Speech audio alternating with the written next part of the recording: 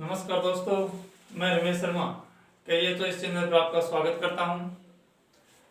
आज हम राजस्थान के एकीकरण के बारे में पढ़ेंगे। कंपटीशन एग्जाम के अंदर एक या दो क्वेश्चन राजस्थान के एकीकरण से संबंधित क्वेश्चन पूछे जाते हैं। तो आज हम इस वीडियो के अंदर राजस्थान के एकीकरण के बारे में पढ़ेंगे। राजस्थान का एकीकरण सबसे पहले हम बात करते हैं कि कितने चरणों में हुआ था। तो राजस्थान का एकीकरण 7 चरणों में पूरा हुआ था। 7 चरणों में, ये ध्यान रखना कि राजस्थान का एकीकरण 7 चरणों में पूरा हुआ था।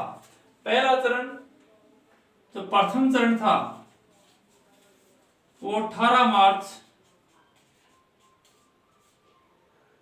1948 को, और अंतिम जो चरण था वो 1 नवंबर 1956 को 7वां चरण हुआ था। इस प्रकार हम बात कर सकते हैं कि राजस्थान के एकीकरण में कुल जो समय लगा था 8 वर्ष 5 माह 14 दिन का। यानी प्रथम चरण 18 मार्च 1948 को, अंतिम जो चरण था वो था 1 नवंबर 1956 को। इसके बीच में जो भी समय लगा वो समय था 8 वर्ष 5 माह व 14 दिन। इतना समय राजस्थान के एकीकरण को लगा था। कुल चरण थे 7। अब हम एकीकरण से पहले का जो राजस्थान का एकीकरण हुआ था उससे पहले जो संबंधित शासक थे, किस प्रकार से राजस्थान का एकीकरण हुआ था, उसके बारे में हमें पढ़ेंगे। परंतु पहले ये ध्यान रखना कि राजस्थान का एकीकरण 7 चरणों में हुआ था। प्रथम चरण 18 मार्च 1948 को शुरू हुआ था। अंतिम चरण जो 7वां चरण था वो 1 नवंबर 1956 को हुआ था। इस प्रकार 8 वर्ष 5 माह 14 दिन में राजस्थान का एकीकरण हुआ था। अब हम राजस्थान के एकीकरण की प्रक्रिया को यहां पर समझें।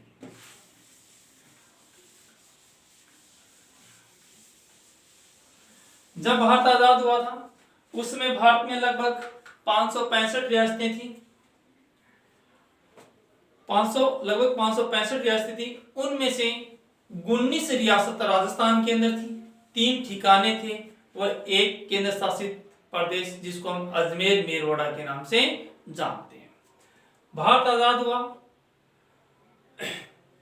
तो ये जो एक रियासतें थी इनको ये अधिकार दिया गया था कि आप चाहे पाकिस्तान में मिले या भारत में मिले या अपना एक अलग स्वतंत्र अस्तित्व बनाए रख सकते हैं। तो इसमें हम पढ़ते राजस्थान के एकीकरण से पहले की जो प्रक्रिया। दोस्तों 5 जुलाई 1947, देखो भारत आजाद हुआ था 15 अगस्त 1947 को, परंतु इससे पहले ही 5 जुलाई 1947 को भारत में उस समय जो सरकार थी उसको हम अंतरिम सरकार के नाम से जानते हैं। तो 5 जुलाई 1947 को रियासत जो सचिवालय है उसकी स्थापना की गई, या हम कहें रियासत विभाग, या कहें रसिया जो रियासत सचिवालय, रियासत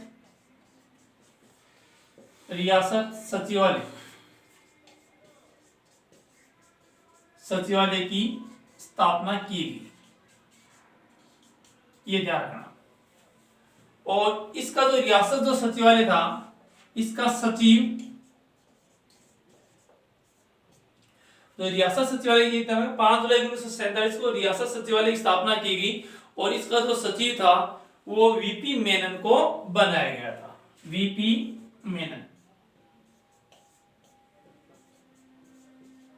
मेनन को इसका सचिव बनाया गया। ध्यान रखना कि जो रियासत सचिवालय था इसकी स्थापना कब की गई? 5 जुलाई 1947 को, और इसका सचिव किसको बनाया गया था? वीपी मेनन को बनाया गया था। ये जो सचिवालय था इसका कार्य क्या था कि जो ये रियासत हैं या जो रजवाड़े हैं इनका भारत में एकीकरण किया जाए।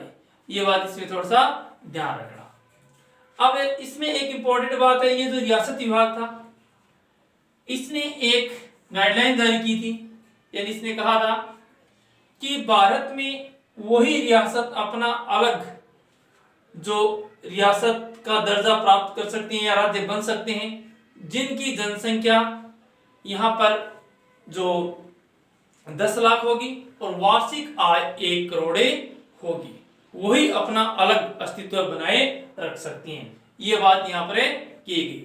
ये बात किसने की थी? रियासत विभाग ने। कि रियासत विभाग ने ये बात कही थी कि जनसंख्या 10 लाख व वार्षिक आय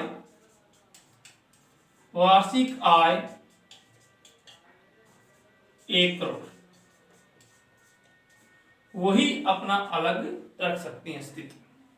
अब उस समय राजस्थान में ये जो शर्तें हैं वो कितनी रियासतें कर सकती है? देखो यहां पर 19 रियासतें थी, 19 रियासत, 3 ठिकाने और एक केंद्र शासित प्रदेश। ये भारत में जो राजस्थान की उसमें स्थिति थी उसमें उसको राजस्थाना कहा था। ये हम चर्चा आगे करेंगे, परंतु ये बात इस रियासत विभाग ने भारत के अंदर जो भी रियासतें थी उनके लिए ये नियम लागू किया गया था। तो राजस्थान में ये जो शर्त है, ये शर्त पूर्ण करने वाली या शर्त पूरी करने वाली जो रियासत थी वो कौन कौन सी थी? तो राजस्थान में उस समय ये 4 ऐसी रियासत थी जो ये शर्तें वो पूरी कर सकती हैं। बीकानेर, एक पहली का नाम होता है बीकानेर, दूसरी का आता है जोधपुर, 4 रियासतें थी, बीकानेर, जोधपुर, जयपुर और उदयपुर। 3 नंबर जयपुर, 4 नंबर पर उदयपुर।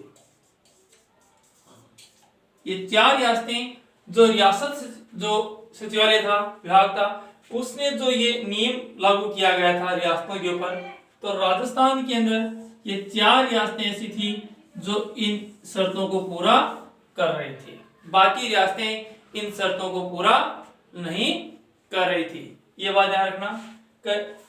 और उस समय राजस्थान के अंदर कितनी रियासतें थी? 19 रियासतें थी। ये बातें ध्यान रखना।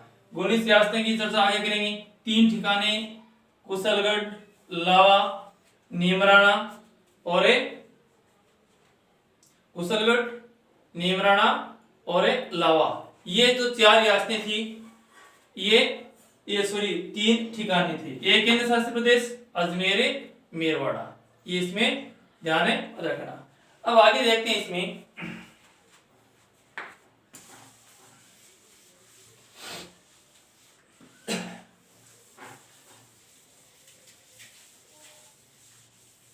ये ध्यान रखना भी 5 जुलाई 1947 को रियासत सचिवालय की स्थापना की गई थी और इसका जो वीपी मेनन था। ठीक है,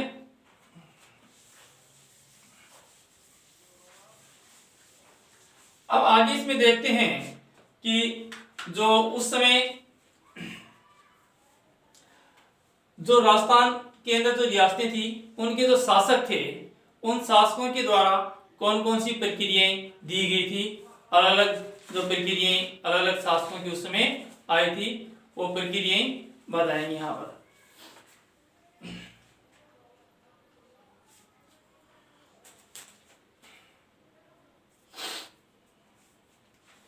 उदयपुर रियासत की सबसे पहले देखते हैं। उदयपुर रियासत, उदयपुर रियासत, उदयपुर रियासत की क्या प्रक्रिया है? क्योंकि उसमें देखो जब इन राजस्थान के अंदर इनका विलय किया जा रहा था तो काफी लंबे समय से यहाँ के शासक शासन कर रहे थे। वो इतनी आसानी से अपना राजपाट छोड़ना नहीं चाहते थे। अब उदयपुर रियासत का उसमें शासक था भूपाल सिंह। भूपाल सिंह की क्या प्रतिक्रिया थी उसमें? क्या भूपाल सिंह जी ये चाहते थे कि राजस्थान मालवा और गुजरात। भोपाल सिंह की क्या योजना थी? राजस्थान,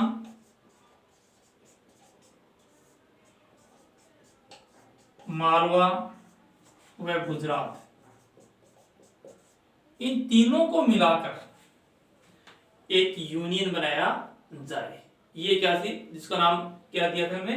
राजस्थान यूनियन। इन तीनों क्षेत्रों को मिलाकर राजस्थान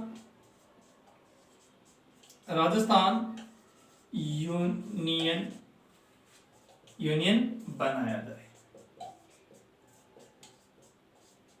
ये योजना किसकी थी? भोपाल सिंह की। परंतु ये योजना असफल हो गई। असफल क्यों हुई? इसके पीछे क्या कारण था? देखो, सबसे बड़ी बात यह थी कि जो उस समय राजपूताना इस क्षेत्र को कहते थे, जो राजपूताना के शासक थे उनका आपस में तालमेल था वो बिल्कुल भी नहीं था। तालमेल के अभाव के कारण ही यहाँ पर मुगलों ने शासन किया था, अंग्रेजों ने शासन किया था। ये भारतीय शासकों की एक बहुत ही बड़ी समस्या रही थी। तो यहाँ पर बीकानेर के शासक ने, जयपुर के शासक ने और जोधपुर के शासक ने भोपाल सिंह का समर्थन नहीं किया, यानी सहयोग नहीं किया, यानी इनकी बात के ऊपर सहमति नहीं बनाई थी। बीकानेर के शासक, बीकानेर, जयपुर व जोधपुर, इनके शासकों ने, बीकानेर, जयपुर और जोधपुर, इनके शासकों ने भोपाल सिंह की बात का समर्थन नहीं किया था। तो ये भोपाल सिंह जो उदयपुर के शासक थे, इनकी योजना क्या हो गई? ये असफल हो गई। अब आगे जो दूसरा रियासत के शासक की बात करें तो उनकी क्या प्रतिक्रिया थी?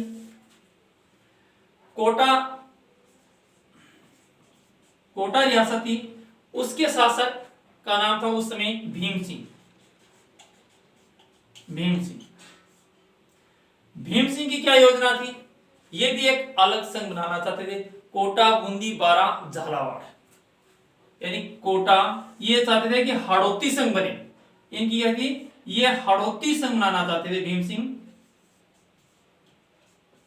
हाड़ौती संघ बनाना चाहते थे।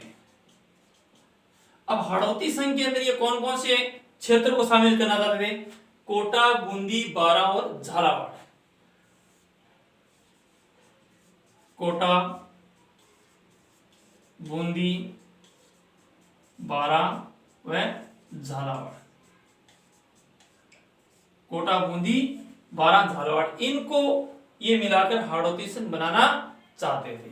परंतु ये जो योजना थी भीम सिंह की, ये योजना भी क्या हो गई? असफल हो गई थी। ये जो दो योजना भोपाल सिंह ने बनाई थी, ये भी असफल हो गई। कोटा के जो शासक भीम सिंह थे वो हाड़ौती संघ बनाना चाहते थे और कोटा, बूंदी, बारां, झालावाड़ को इसमें शामिल करना चाहते थे, परंतु ये योजना भी क्या हो गई? असफल हो गई थी। अब आगे देखो, इसमें आगे कौन से शासक थे जिनकी अलग अलग योजनाएं, जो राजस्थान के काफी शासक थे रियासतों के, उन्होंने अपनी अलग अलग प्रतिक्रियाएं दी थी। डूंगरपुर के शासक उस समय लक्ष्मण सिंह थे। डूंगरपुर के शासक, डूंगरपुर रियासत के शासक लक्ष्मण सिंह, इनकी क्या प्रतिक्रिया थी? ये वागड़ नाम का एक अलग संघ बनाना चाहते थे, वागड़ संघ। ये वागड़ संघ अलग बनाना चाहते थे, परंतु ये जो लक्ष्मण सिंह की योजना थी, ये भी क्या हो गई? असफल हो गई थी। उसके बाद में इसी क्रम में जयपुर रियासत के शासक उस समय मानसिंह सेकंड थे, या कहीं मानसिंह द्वितीय थे। जयपुर के शासक उस समय मानसिंह सेकंड थे, वो भी अपना एक अलग संघ बनाना चाहते थे, परंतु ये जो योजना थी उनकी ये भी क्या हो गई? असफल हो गई। उसके बाद में इसमें एक बात और ध्यान रखना कि जो जोधपुर के शासक उस समय हनुमंत सिंह थे, इनकी कुछ प्रतिक्रिया अलग ही थी, परंतु सरदार वल्लभ भाई पटेल ने ये उनकी जो योजना थी वो योजना पूर्ण नहीं होने दी थी। उसमें जोधपुर के शासक हनुमंत सिंह थे।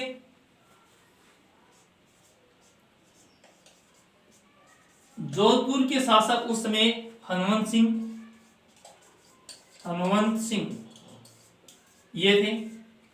इन्होंने एक गुप्त रूप से पाकिस्तान के जो मोहम्मद अली जिन्ना थे उनके साथ मीटिंग की थी। किसने? हनुमंत सिंह ने। मोहम्मद जिन्ना के साथ मीटिंग की थी और उस मीटिंग में क्या तय किया गया था कि जोधपुर को पाकिस्तान में शामिल कर दिया जाए या हम कर लेंगे। परंतु सरदार वल्लभ भाई पटेल ने ये जो हनुमंत सिंह की जो योजना थी, जो मोहम्मद अली जिन्ना के साथ मिलकर इन्होंने बनाई थी, सरदार वल्लभ भाई पटेल ने ये योजना सफल नहीं होने दी। तो ये तो 4-5 जो शासक थे उनकी अलग अलग जो प्रतिक्रियाएं थी और ये प्रतिक्रियाएं आई थी, परंतु ये सफल नहीं हो पाई थी। और सरदार वल्लभ भाई पटेल के प्रयासों से जोधपुर का एकीकरण है या जोधपुर का जो विलय है वो राजस्थान में या कहीं भारत में कर दिया गया था। इसी क्रम में हम आगे बढ़ते हैं कि उस समय जो बांसवाड़ा के जो शासक थे उनका नाम था चंद्रवीर सिंह। ये क्वेश्चन एक बार पूछा भी गया था। उसमें राजस्थान का जब एकीकरण की प्रक्रिया चल रही थी या कहीं जब भारत आजाद हुआ था उसमें राजस्थान का एकीकरण जो चल रहा था, उसमें जो बांसवाड़ा के शासक थे चंद्रवीर सिंह थे।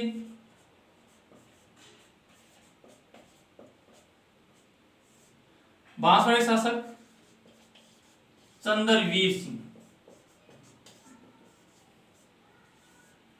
चंद्रवीर सिंह उसमें बांसवाड़ा के शासक थे। इन्होंने एक बात कही थी, जब वो विलय पत्र के ऊपर हस्ताक्षर कर रहे थे तो इन्होंने कहा कि मैं मेरे डेथ वारंट पर हस्ताक्षर कर रहा हूं। ये बात किसने कही थी? चंद्रवीर सिंह ने। मैं मेरे डेथ वारंट पर हस्ताक्षर कर रहा हूं। ये बात क्वेश्चन एग्जाम के अंदर ये क्वेश्चन पूछा भी गया था कि किस शासक के द्वारा ये बात कही गई थी कि मैं मेरे डेथ वारंट पर हस्ताक्षर कर रहा हूं? तो बांसवाड़ा जो रियासत थी उसमें उसके शासक थे चंद्रवीर सिंह। ये बातें चंद्रवीर सिंह ने ये बातें कही थी कि मैं मेरे डेथ वारंट के ऊपर हस्ताक्षर कर रहा हूं। एक बात और ध्यान रखना कि राजस्थान का एकीकरण मैंने आपको बताया कि 7 चरणों में हुआ था। अलग अलग समय में ये 7 चरण हुए थे और अलग अलग चरणों में अलग अलग रियासतों को शामिल किया गया था, अलग अलग संघ बनाए गए थे। इसकी चर्चा हम आगे करेंगे। परंतु एकीकरण की जो प्रक्रिया चल रही थी राजस्थान के अंदर, एकीकरण की जो प्रक्रिया चल रही थी उसके ऊपर प्रथम हस्ताक्षर किस रियासत के शासक ने किया था? कि एकीकरण पर प्रथम हस्ताक्षर किस शासक ने किया था या किस रियासत के शासक ने किया था? हस्ताक्षर किस रियासत ने किए थे? तो सबसे पहले जो अलवर रियासत ने किए थे प्रथम हस्ताक्षर, अलवर रियासत ने। और अलवर रियासत का उसमें जो शासक थे, यानी सबसे कहें अलवर जो रियासत थी, अलवर रियासत ने, ये बात थोड़ी सी ध्यान रखना, किस रियासत ने हस्ताक्षर किए थे? अलवर रियासत ने हस्ताक्षर इसमें किए थे। तो ये एकीकरण से, यानी जो राजस्थान का एकीकरण हुआ था, उस एकीकरण से जो पहले की जो घटनाएं थी उसके ऊपर हमने चर्चा की है। और अलवर का शासक उस समय तेज सिंह थे, तेज सिंह जी थे। ये ध्यान रखना कि अलवर के शासक उस समय कौन थे, तेज सिंह। तो ये हमने राजस्थान के एकीकरण से जो पहले की जो घटनाएं हैं वो घटनाएं हमने इसमें पढ़ी है। अब देखो कि जब राजस्थान का एकीकरण हो रहा था उस समय कुछ समितियां भी बनाई गई थी, 2-3 समितियां थी। उन समितियों के बारे में हम चर्चा करेंगे कि वो समितियां कौन कौन सी थी।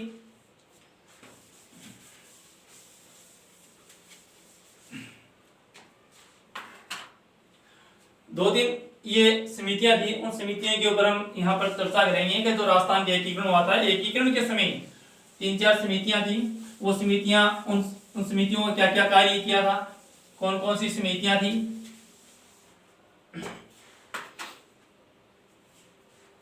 पहली एक समिति आती है, उसका नाम है फैजल अली।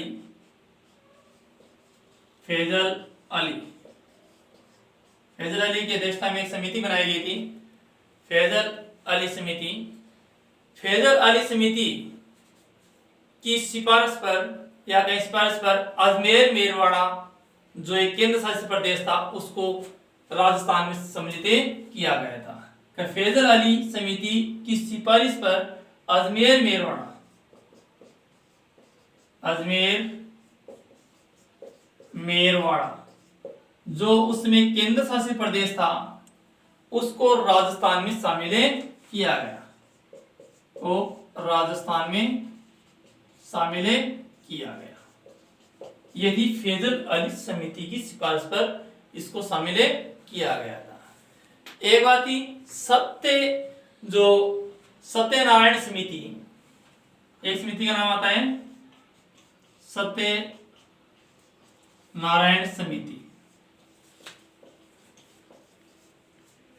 सत्यनारायण समिति की सिफारिश पर राजस्थान की राजधानी जयपुर बनाई गई थी, कि जयपुर को राजधानी बनाया गया था, जयपुर को राजधानी बनाया गया।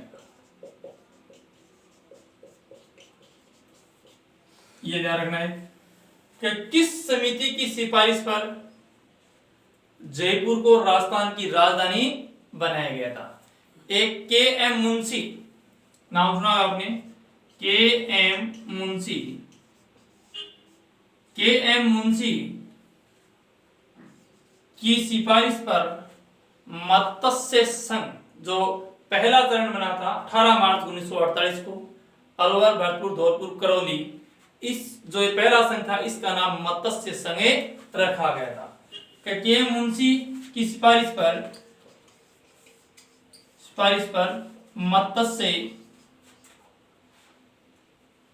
मत्स्य